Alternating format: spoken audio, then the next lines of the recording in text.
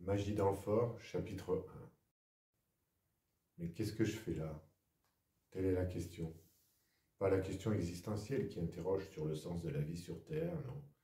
Bien qu'elle mériterait d'être prise au sérieux, comme le dit le psy à son patient.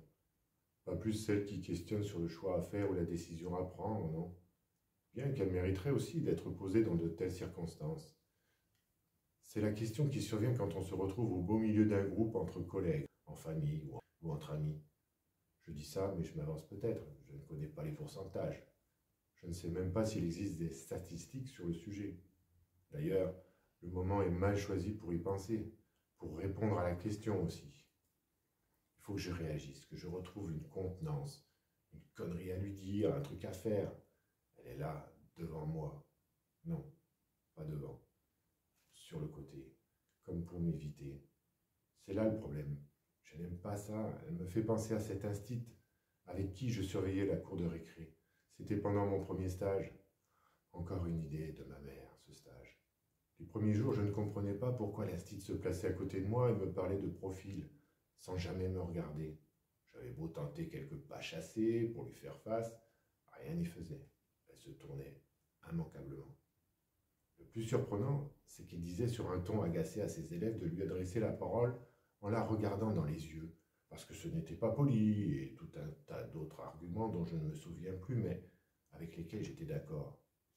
J'aurais bien voulu qu'elle applique sa théorie avec moi. Je pensais qu'il fallait montrer l'exemple aux élèves, mais je n'y connaissais rien. Alors, je ne disais rien, comme à l'instant, devant cette fille. Non, à côté. Toujours à côté, comme l'instit. Je devrais peut-être tenter le pas chassé pour vérifier. J'aime bien les pas chassés, c'est mon côté sportif. Un grand tennisman que je devais être. Celle-là, c'était une idée de mon père. Un rêve vite évanoui à l'adolescence.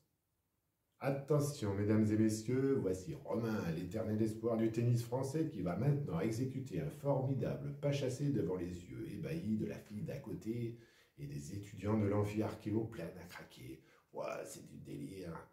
Ouais, c'est moi qui délire.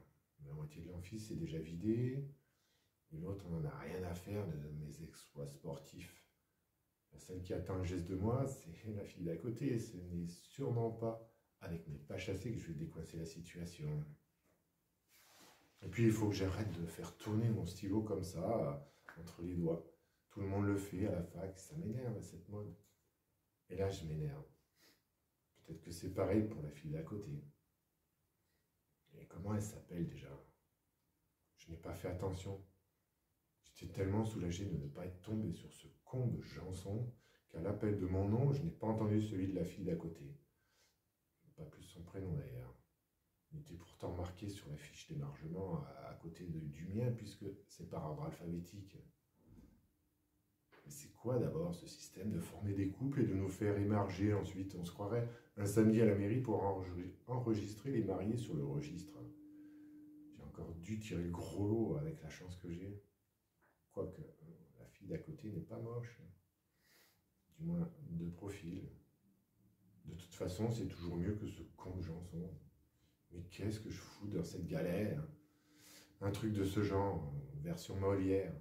Je n'arriverai jamais à retenir la phrase exacte. Je suis pourtant tombé dessus au bac.